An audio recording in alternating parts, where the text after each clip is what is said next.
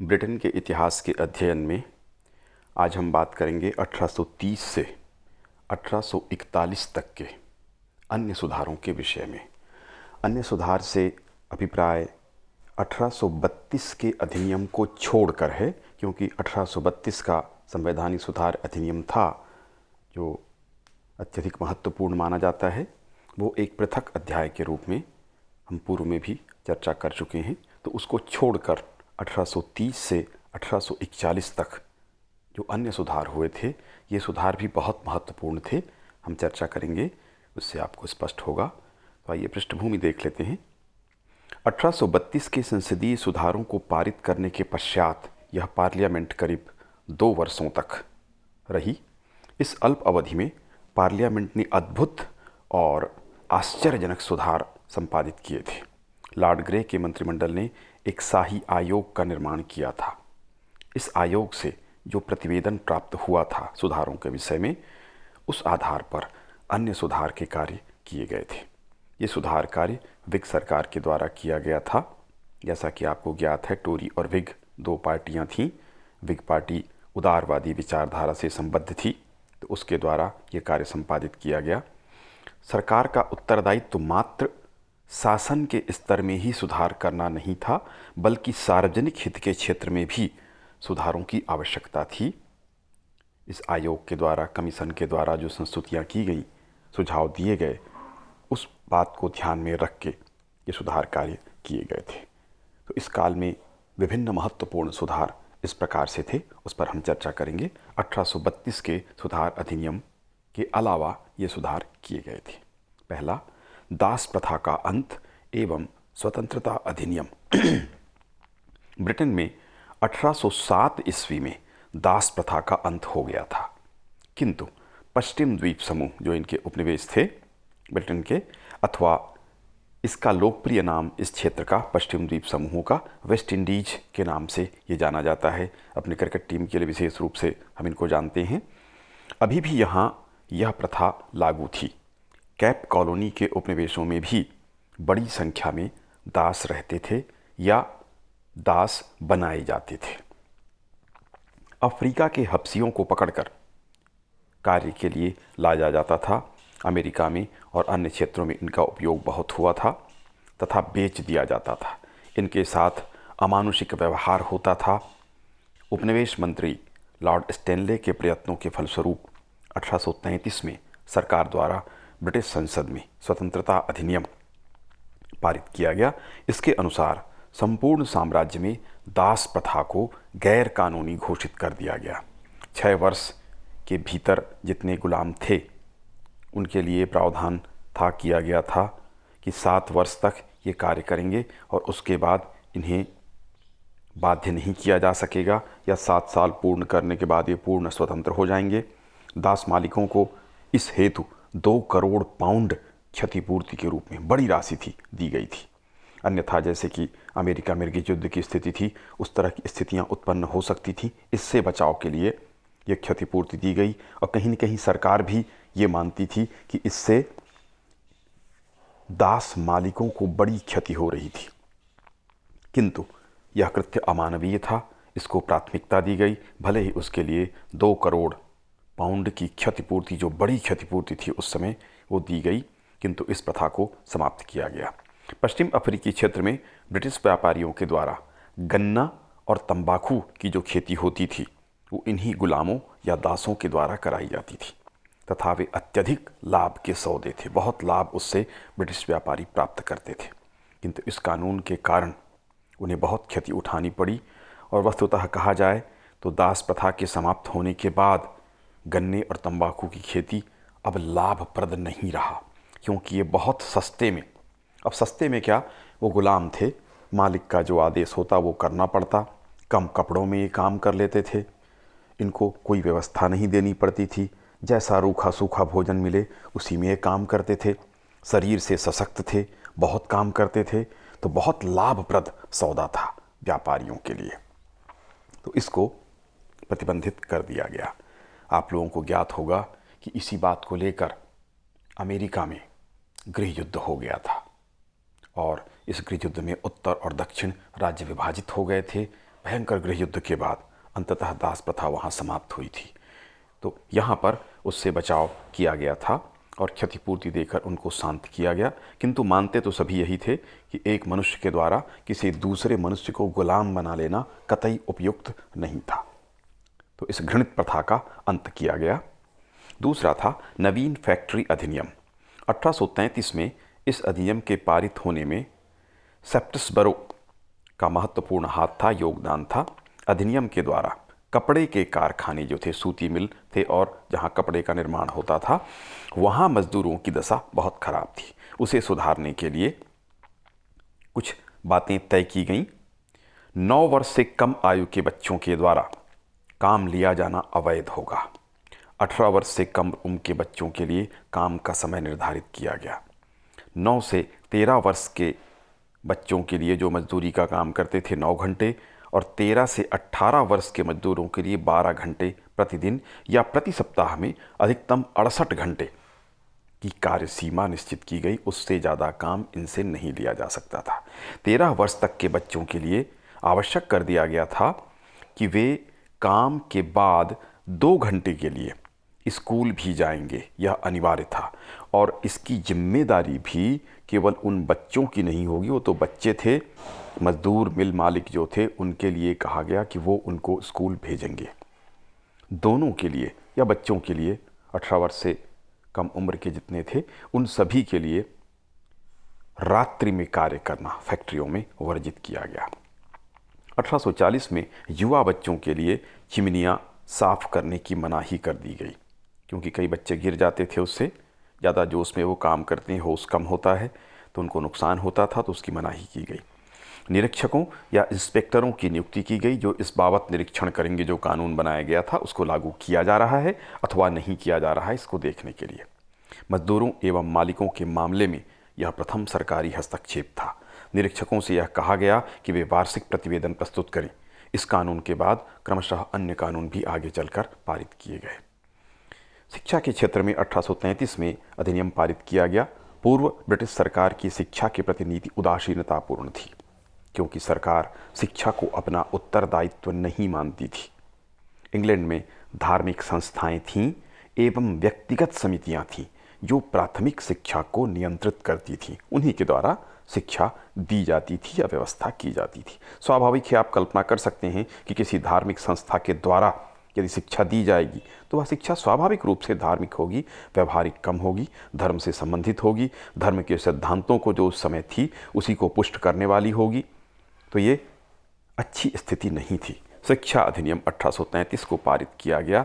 इससे स्पष्ट हो गया कि यह दायित्व अब सरकार स्वीकार करने को तत्पर थी। जो बच्चे फैक्ट्रियों में काम करते थे उन्हें भी 2 घंटे स्कूल जाना आवश्यक किया गया। प्राथमिक शिक्षा की व्यवस्था हेतु 20,000 पाउंड शिक्षा की व्यवस्था करने वाली समितियों को दिए गए। 1839 में सरकारी सहायता की राशि में वृद्धि की गई। प्रिवी काउंसिल की एक समिति का निर्माण हुआ। सरकारी सहायता प्राप्त स्कूलों की शिक्षा की व्यवस्था इसी समिति को सौंप दी गई। स्कूलों के नियमित निरीक्षण हेतु निरीक्षकों की व्यवस्था की गई। इस तरह प्रारंभिक रूप से कहा जा सकता है कि अब शिक्षा का दायित्व सरकार ने अपने हाथ में लिया और उसे धार्मिक संस्थाओं या प्राइवेट समितियों के हाथ से निकालकर सरकारी नियंत्रण में लाने की प्रक्रिया शुरू हुई। यह बहुत उत्तरदायित्वपूर्ण काम था और उचित कार्य था कि शिक्षा की व्यवस्था निश्चित रूप से सरकार के हाथ में होनी चाहिए। अगला था इंडिया चार्टर एक्ट, नाम से ही स्पष्ट है, भारत से संबंधित है। भारतीय शासन व्यवस्था की पड़ताल की गई, जांच की गई तथा इसी जांच के निष्कर्षों पर आधारित 1833 में इंडिया चार्टर एक्ट पारित किया गया, जिसमें लॉर्ड कॉर्नवालिस द्वारा की गई त्रुटियों में सुधार किया गया। ईस्ट इंडिया कंपनी के हाथ से व्यापार ले लिया गया। केवल व्यापार का एकाधिकार जो ईस्ट इंडिया कंपनी के पास था वो हटा दिया गया। अब सभी व्यापारी भारत में व्यापार कर सकते थे। इसी प्रकार से धर्म प्रचारकों, शिक्षकों एवं अन्य व्यापारियों को भारत में प्रवेश जो प्रतिबंधित था उसे हटा लिया गया। अब पाश्चात्य विचारों के लिए भारत का दरवाज़ा खुल चुका था। भारतीय प्रजा के हितों पर ध्यान दिया गया। इस अधिनियम के द्वारा घोषित किया गया कि धर्म, जाति आदि के आधार पर सरकारी पदों से कोई भेदभाव नहीं किया जाएगा या सरकारी पदों की भर्ती में कोई भेदभाव नहीं किया जाएगा। कार्नवालिस ने इस तरह के प्रतिबंध लगा दिए गए थे। केवल अंग्रेजों का अंग्रेजों के लिए और अंग्रेजों के द्वारा शासन हो गया था। भारतीय प्रजा को अपनी प्रजा ही नहीं माना गया था, तो उसके कारण भारतीयों के मन में क्षोभ उत्पन्न हो रहा था। इस बात को पड़ताल या जांच के बाद अंग्रेजी सरकार ने देख लिया था या समझ लिया था। उस आधार पर कार्यवाही की गई। हालांकि स्वाभाविक रूप से उनका उद्देश्य ब्रिटिश साम्राज्य को सुरक्षित रखना ही था, किंतु फिर भी कुछ हद तक भारतीय जनता के प्रति भी ध्यान दिया गया ताकि वे संतुष्ट रह सकें। उद्देश्य उनका अपने साम्राज्य की रक्षा का ही था, किंतु फिर भी भारतीयों को कुछ अधिकार तो अवश्य प्राप्त हुए। Bank charter act. इंग्लैंड में charter act, bank charter act के द्वारा बैंकों का नियमन और प्रबंधन किया जाता था। इसी के आधार पर बैंकों को या बैंक ऑफ इंग्लैंड को यह अधिकार मिलता था कि वो काम करे, किस तरह से काम करे। सन 1800 में इसका नवीनीकरण किया गया था। पुनः 1833 में अवसर आया जब 21 वर्षों के लिए बैंक ऑफ इंग्लैंड को कार्य की अनुमति दी गई। पूर्व की भांति इसे नोट छापने का जो अधिकार था वो प्राप्त रहा। ब्रिटिश सरकार की ओर से लेन देन करने का अधिकार भी इन्हें पूर्ववत प्राप्त रहा। जिस प्रकार से स्टेट बैंक ऑफ इंडिया है, अन्य बैंक भी हैं, उन बैंकों से भारत सरकार अपना लेन देन करती है मुख्य रूप से, उस तरह की व्यवस्था बैंक ऑफ इंग्लैंड के लिए की गई थी। वस्तुतः देखा जाए तो उसी व्यवस्था के अनुकरण में भारत में इस तरह की व्यवस्था की गई। बहुत कुछ इंग्लैंड की प्रक्रिया भारत में भी अपनाई जाती है, अभी तक उनका पालन होता है। कानूनी सुधार अगला था। 1833 में लॉर्ड ब्राहम के प्रयासों के कारण यह कानूनी सुधार संभव हुए। प्रीवी काउंसिल की एक न्याय समिति बनाई गई। इस न्याय समिति के द्वारा न्यायपालिका को व्यापक अधिकार प्राप्त हुए। यह समिति भारत और अंग्रेजी उपनिवेशों के सर्वोच्च न्यायालय की भांति कार्य करने लगी। धार्मिक विषय पर भी इसे अधिकार प्राप्त हुए। चर्च संबंधी अपीलों की सुनवाई का अधिकार भी, यानी धार्मिक क्षेत्र के अधिकार भी इसे प्राप्त हुए। आपको ज्ञात होगा, जब हम भारतीय इतिहास में पढ़ते हैं तो कई बार कई विवादों को लेकर भारतीय वकील भी प्रीवी काउंसिल तक गए थे। तो आप इसको समझ सकते हैं कि प्रीवी काउंसिल का अर्थ सर्वोच्च न्यायपालिका आप मान सकते हैं। जिस तरह सर्वोच्च न्यायपालिका को अधिकार होता है, उस तरह के अधिकार ब्रिटेन की व्यवस्था में, जब भारत उपनिवेश था इंग्लैंड का, उस समय प्रीवी काउंसिल को अधिकार प्राप्त थे। उपनिवेशों के विषय में यानी भारत के विषय में भी यह अधिकार प्राप्त था। इस कानूनी सुधार अधिनियम के द्वितीय चरण में जुर्माना और पुनर्लाभों को समाप्त कर दिया गया। इसका परिणाम यह हुआ कि भूमि के आदान प्रदान का कार्य सरल हो गया। न्याय को सामान्य जनता के लिए सुलभ बनाने के लिए संसद ने स्थानीय न्यायालयों की स्थापना करने का भी प्रयास किया। यद्यपि इसको लॉर्ड सभा ने प्रतिबंधित कर दिया, उसके प्रतिरोध के कारण ये लागू नहीं हो सका। तो सामान्य जनता के लिए जो न्याय की व्यवस्था करने का प्रयास किया गया था आम लोगों के बीच में, वह सफल नहीं हो पाया। ये इसी तरह की प्रतिक्रियावादी कार्य में ब्रिटेन की लॉर्ड सभा संलग्न रहा करती थी। और हम देखते हैं कि यूरोप में जितने भी संसद थे उसमें अमीरों या कुलीनों के लिए एक सभा अवश्य थी, चाहे फ्रांस हो, जर्मनी हो, जहाँ जहाँ हम देखते हैं वहाँ वहाँ इस तरह की व्यवस्था हम देखते हैं। और ये हमेशा प्रतिक्रियावादी नीति का अनुसरण ही करते थे। इसलिए मैं इसे लॉर्ड सभा को ब्रिटेन के संसद के बारे में चर्चा करते हुए कहता हूँ कि वह प्रतिक्रियावादी थी और लोकतांत्रिक विकास जब भी होता था उसको वह अवरुद्ध करती थी। अगला था दरिद्र कानून सुधार अधिनियम 1834। इसके पूर्व की स्थिति देख लेते हैं। 1601 में प्रथम निर्धन कानून ब्रिटेन में बनाया गया था। अधिनियम के अनुसार प्रत्येक पैरिश पर अपने क्षेत्र के लिए भोजन की व्यवस्था की। पैरिश एक क्षेत्र और वहाँ पर उसमें स्थल होता था जहाँ पर इनकी व्यवस्था, भोजन की व्यवस्था पैरिश में की जाती थी। कार्य में समर्थ दरिद्रों को काम देने की व्यवस्था की गई थी।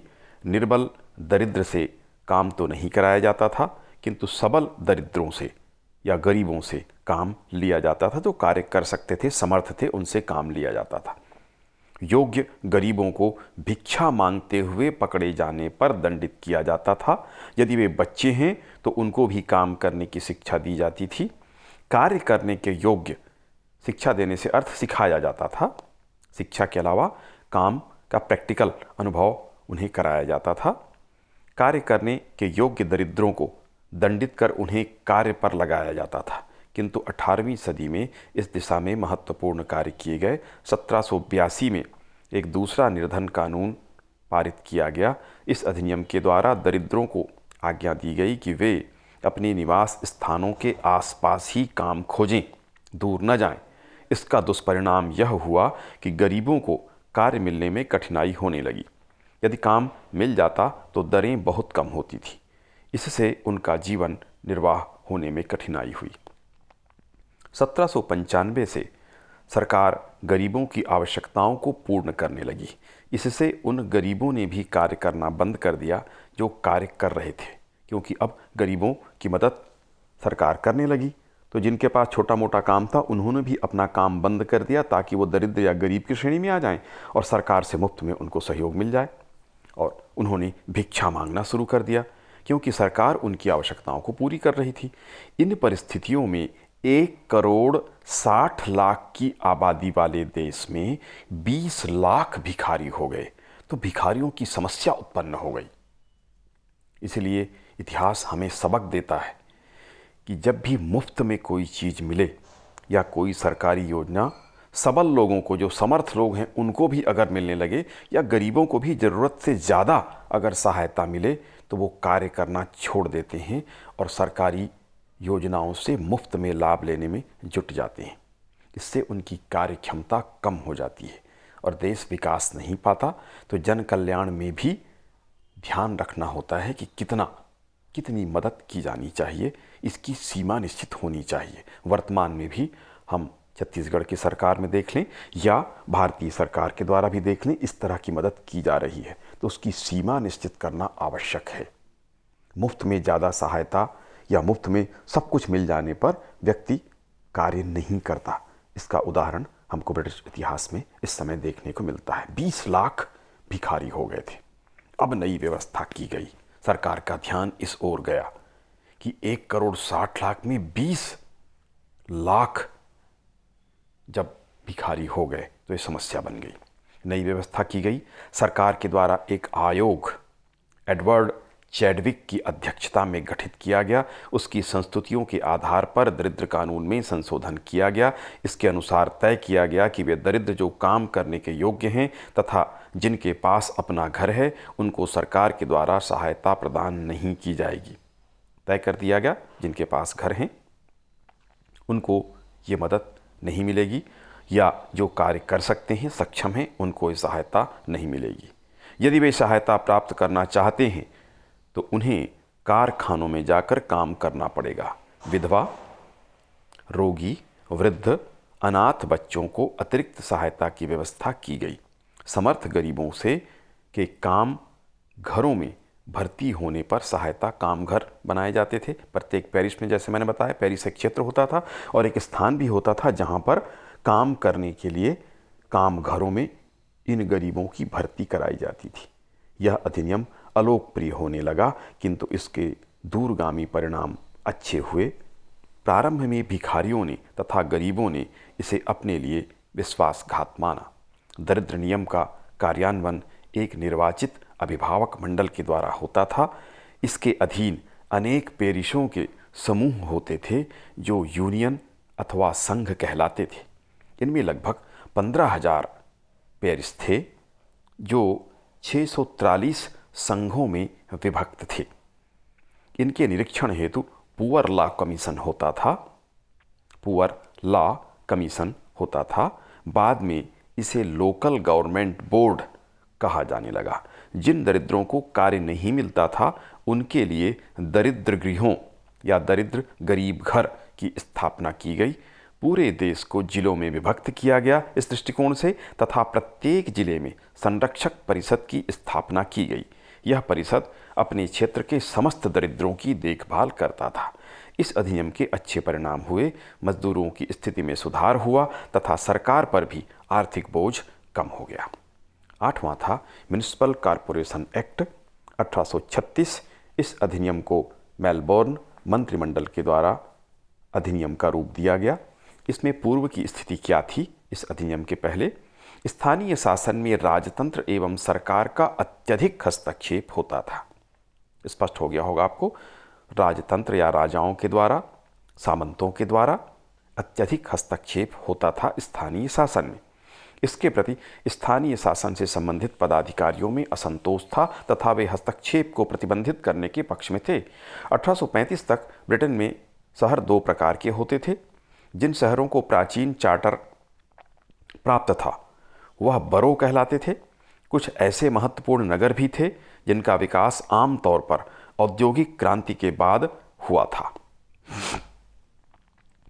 बरो के शासन प्रबंध का उत्तरदायित्व नगर निगम अथवा कारपोरेशन के हाथ में था। बरोज आप समझते होंगे, काउंटीज और बरोज के क्षेत्र थे।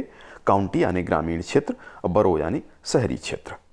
तो यहाँ पर नगर निगम अथवा कारपोरेशन के द्वारा, बरो क्योंकि शहरी क्षेत्र थे तो शासन इनका नगर निगमों या कारपोरेशन के हाथ में था।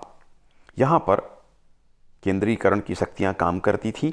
एल्डरमैन के हाथ में शक्ति केंद्रित होती थी जो सामान्यतः भ्रष्ट व्यक्ति हुआ करते थे और इनमें उत्तरदायित्व बोध नहीं था। इसके अतिरिक्त कुछ कारपोरेशन में विशेष अधिकार प्राप्त व्यक्तियों का प्रतिनिधित्व भी था। एल्डरमैन की स्वार्थपूर्ण कार्यों की नीति के कारण असंतोष व्याप्त था। आपको ज्ञात होगा कि वर्तमान में भी हमारे यहाँ नगर पालिकाएँ, नगर पंचायत में एल्डरमैन नियुक्त किए जाते हैं जो शासन के प्रतिनिधि के रूप में आते हैं। तो व्यवस्था उसी तरह से आज हमारे यहाँ भी देखी जाती है।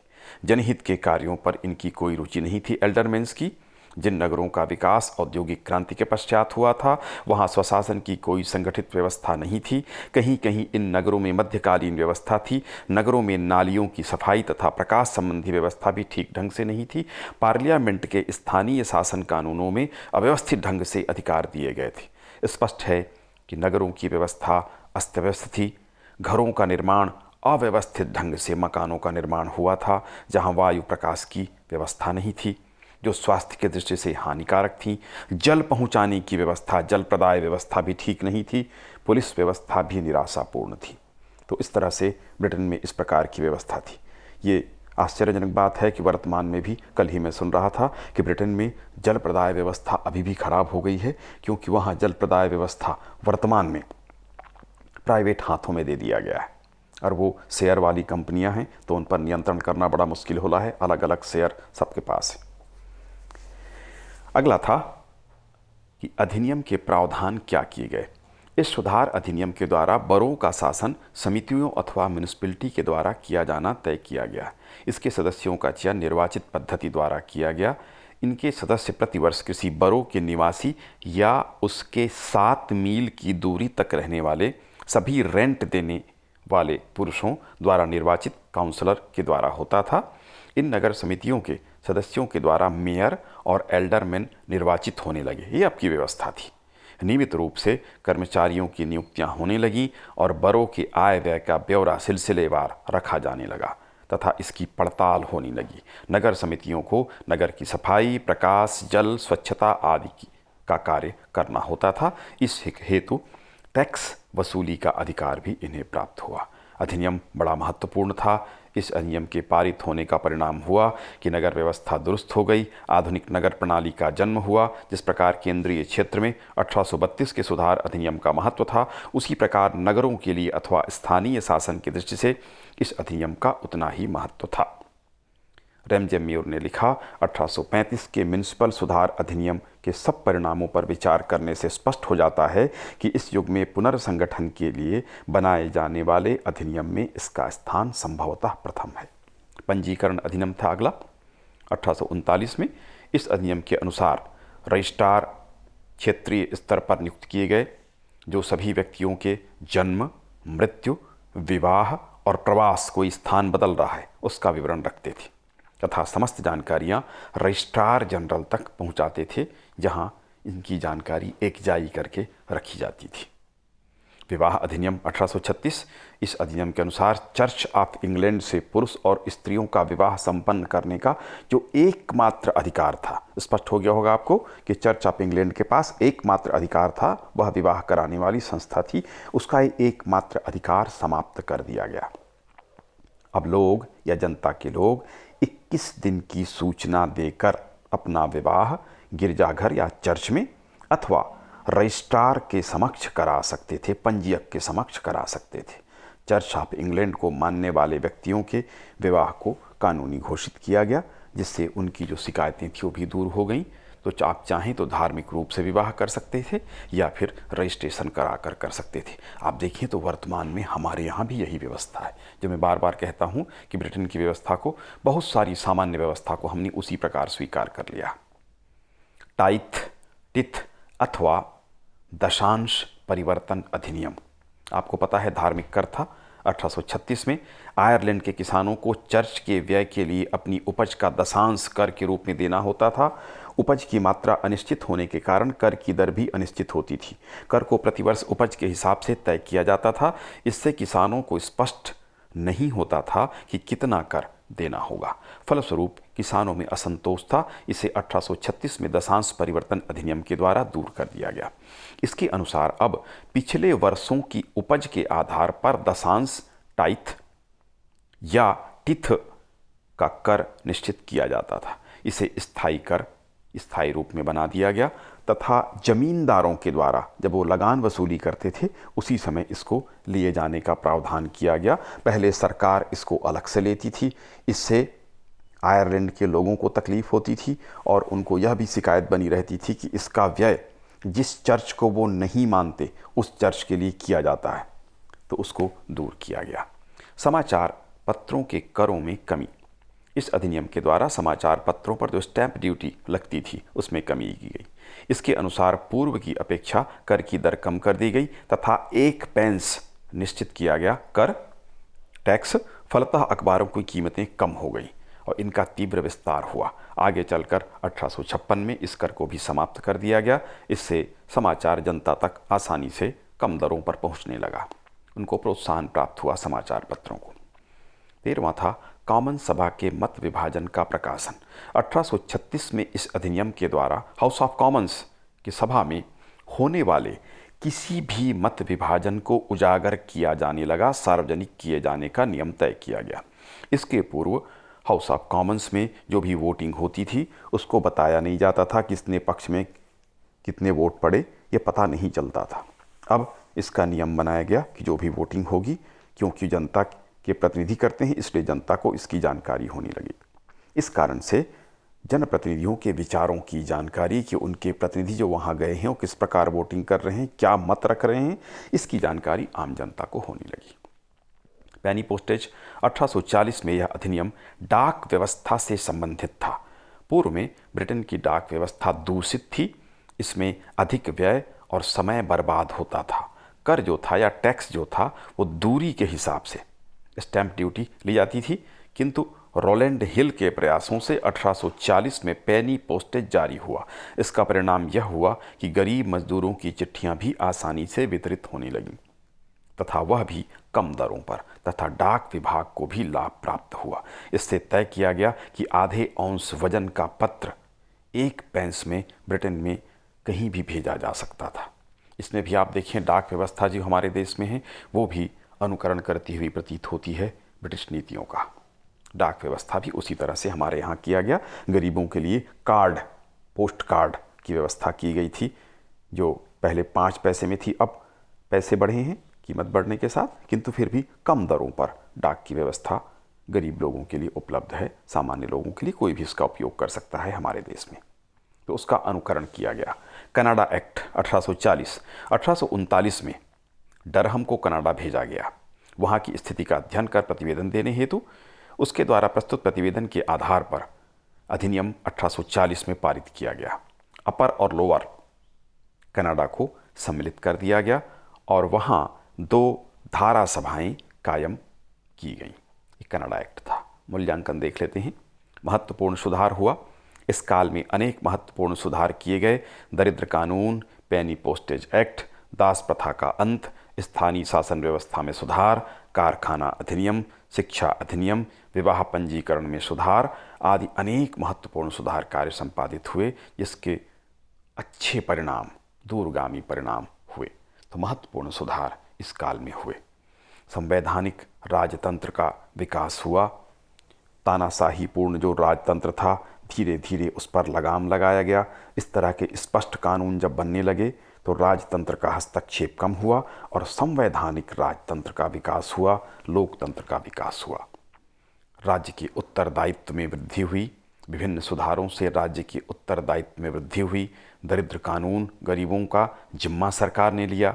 कारपोरेशन एक्ट, स्वच्छता, सफाई आदि की व्यवस्था, सार्वजनिक स्वास्थ्य की व्यवस्था, पंजीकरण अधिनियम, कारखाना अधिनियम आदि से राज्य के उत्तरदायित्व में वृद्धि हुई तथा सरकार अधिक से अधिक उत्तरदायी होती गई। यह लोकतंत्र के दृष्टिकोण से महत्वपूर्ण था। लोकसभा अथवा हाउस ऑफ कॉमन्स की शक्ति में वृद्धि। भारतीय संदर्भ में लोकसभा कहते हैं, किंतु ब्रिटेन के संदर्भ में हाउस ऑफ कॉमन्स कहा जाता है। इसकी शक्ति में वृद्धि का होना आप समझ सकते हैं लोकतंत्र के विकास के लिए महत्वपूर्ण था। ब्रिटिश संसद में द्विसदनीय व्यवस्था थी।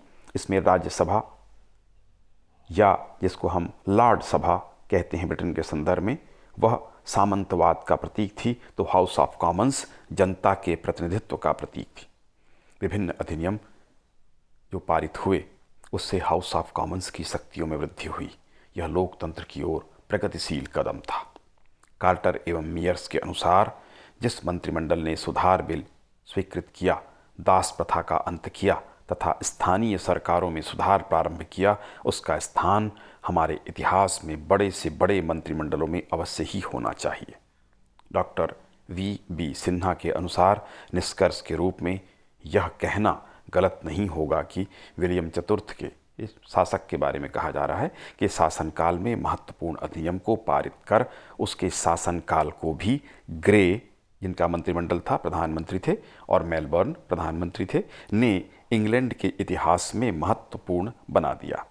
संसदीय सुधार अधिनियम और दरिद्र अधिनियम विशेष रूप से उल्लेखनीय हैं, जिनका व्यापक प्रभाव इंग्लैंड की राजनीति एवं आर्थिक स्थिति पर पड़ा।